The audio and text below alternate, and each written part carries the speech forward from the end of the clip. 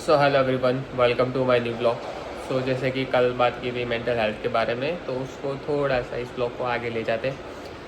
कल मैंने बताई थी कुछ इम्पोर्टेंट टिप्स के मेंटल हेल्थ को कैसे एलिवेट करना है। जैसे कि योगा बताया था, योगा प्राणायाम करना चाहिए। सुबह के टाइम अच्छा रहता है योगा प्राणायाम करना, ठीक है। और भी काफ़ी सारी चीज़ें हैं जो मेंटल हेल्थ को अच्छा रखती है।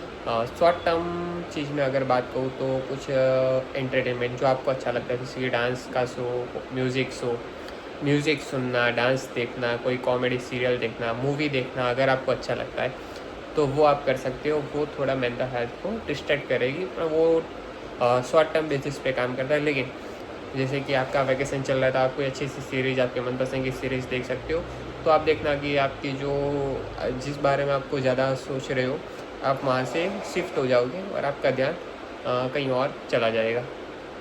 जैसे कि कोई अच्छी सीरीज़ देखने से ऐसा होता है, अच्छी कॉमेडी चीज़ देखने से, या तो फिर म्यूज़िक सुनने से डेली। और भी कई सारी चीज़ें, जैसे कि एक्सरसाइज करने से भी जो कॉर्टिसोल लेवल है, जो स्ट्रेस रिलेटेड हार्मोन है, ठीक है, वो कम हो जाते हैं। और हमारे शरीर में अगर हम प्राणायाम करें तो जो हैप्पीनेस हार्मोन है, जो हमको शांत करता है, सीरोटोनिन है, ऑक्सीटोसिन है, वो बढ़ जाते हैं। तो इससे हम हमारे क्या मूड एलिवेट हो जाता है, मूड अच्छा रहता है। तो ये सब चीज़ें हमारे मूड को अच्छा करती है। खुले पैर घास में चलना, और ज़्यादा लीली प्रकृति की चीज़ें देखना, जैसे कि सुबह उठ के मतलब गार्डन में जाके वॉक करना, ये सारी चीज़ें काफ़ी हद तक मूड अच्छा करती है और हमको पूरे दिन रिलैक्स रखेंगी। और जैसे कि अभी स्टूडेंट्स के एग्ज़ाम चल रही है, बोर्ड्स की, 10th की, 12th की, और या तो फिर जो कॉलेज गोइंग, या तो फिर higher secondary school going student है, उनके लिए भी बता रहा हूँ। अगर आपने मतलब आपको पता है, जैसे कि बोर्ड के एग्ज़ाम है, बोर्ड के एग्ज़ाम से पहले स्कूल एग्ज़ाम लेती है, तो और ट्यूशन क्लासेस में जाते हो, वहाँ आपके एग्ज़ाम्स होती है। आपने बोर्ड के एग्ज़ाम से पहले कई सारी एग्ज़ाम दिए, तो आपको पता ही है रिवीजन करने के बाद भी आपके मार्क्स कितने आ रहे हैं। जैसे कि मतलब 100 में से जैसे कि आपके परसेंटेज बन रहे हैं 60, 70, 80, अकॉर्डिंग टू योर मतलब जो आप मेहनत करते हो उस हिसाब से। तो फिर आपको पता है कि बोर्ड में उसके आसपास आएंगे, या तो थोड़ी और मेहनत करोगे तो उससे ज़्यादा आएंगे, ठीक है। लेकिन ये भी हो सकता है कि कम आ जाए, जो आपने पढ़ा हो वो ना आए और बाकी सबके ज़्यादा आता है, ये भी हो सकता है। तो लेकिन इसमें डिप्रेस होने वाली बात नहीं है। लेकिन आप अगर ट्यूशन स्कूल के एग्ज़ाम में पास हो रहे हो अच्छे मार्क्स से, तो आप बोर्ड में पास हो ही जाओगे। गलती वहाँ होती है जब आप ज़्यादा टेंशन करते हो एग्ज़ाम से पहले। एग्ज़ाम से पहले जो पढ़ने का, रिवीजन करने का टाइम होता है, वहाँ स्टूडेंट घबरा जाते हैं और नेगेटिव थॉट्स उनके दिमाग में आ जाता है कि ये पढ़ रहा हूँ वो आएगा या नहीं आएगा। वो 100% मतलब जो आप पढ़ रहे हो उसमें से 80% वो आएगा ही। और बोर्ड की खासियत ये है कि वो जो पाठ्य पुस्तक, जो टेक्स्ट बुक होती है, उससे बाहर का नहीं पूछते। अगर आपने टेक्स्ट बुक का मतलब एक एक लाइन आपको डायरेक्टली इनडायरेक्टली आपने अच्छे से समझ चुके हो, आप टेक्स्ट बुक के सारे कॉन्सेप्ट को, तो फिर आपको सारे क्वेश्चंस मतलब जाने पहचाने लगेंगे, आप उसका आंसर अच्छे से दे पाओगे, ठीक है। हाँ, एक्सेप्शन वो है कि अगर आपने कुछ टॉपिक्स छोड़ दिए, अब आप एग्ज़ाम के एक दिन पहले रिवीजन करने बैठे हो, तो फिर आप वहाँ पर घबरा जाओगे। एग्ज़ाम से पहले वही चीज़ रिवीजन करनी होती है जो आपको ऑलरेडी आती हो।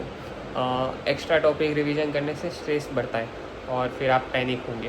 पैनिक होने से फिर आप पूरे दिन अच्छे से पढ़ नहीं पाओगे, और एग्ज़ाम में जो 3 घंटा होता है एग्ज़ाम में देने का, वही 3 घंटे मेन होते हैं। आप वहाँ कैसा परफॉर्मेंस देते हो। आपने भले ही पूरा टेक्स्ट बुक अच्छे से आपको याद हो, लेकिन वो 3 घंटे आप घबरा गए, तो वहाँ पे भी आप गड़बड़ कर सकते हो। जैसे कुछ MCQs में मिस्टेक कर सकते हो, या तो फिर कुछ आंसर लिखने में गड़बड़ कर सकते हो। कुछ मैथ्स या फिजिक्स का प्रॉब्लम होता है तो वहाँ कैलकुलेशन में गड़बड़ कर सकते हो। कुछ सिंपल सा क्वेश्चन का आंसर देना होता है, लेकिन आपने क्वेश्चन समझा नहीं और उतावल में कुछ अलग आंसर दे दिया हो, तो घबराना नहीं है।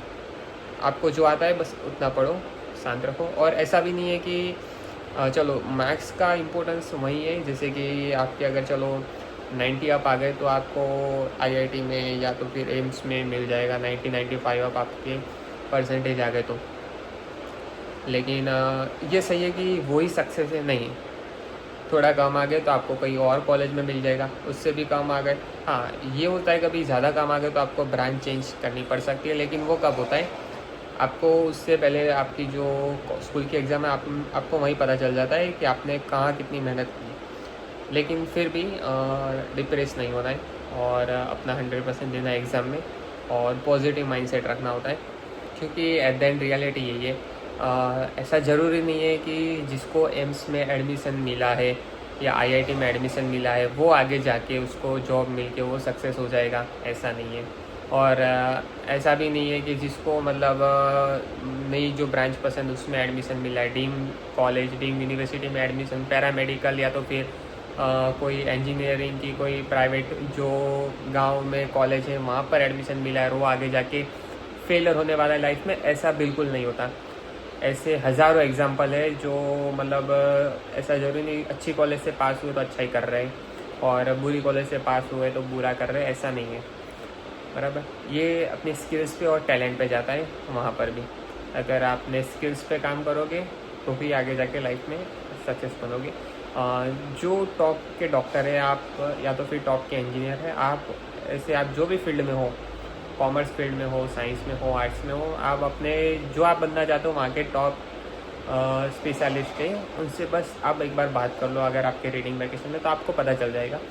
मार्क्स है इम्पोर्टेंट, पर मार्क्स का इम्पोर्टेंट बस इतना है बार में ना कि आप कॉलेज किस जगह चूज़ करोगे, आपको क्या मतलब कौन सी फील्ड में चाहिए। लेकिन इतना भी नहीं कि वही प्रोफेशन आपको सक्सेस ले सकता है, ये गारंटी नहीं है।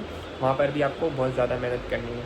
तो प्रोफेशन अगर चेंज हो जाए कम मार्क्स की वजह से तो बिल्कुल हताश नहीं होना है, ठीक है। सो आज के लिए बस इतना ही।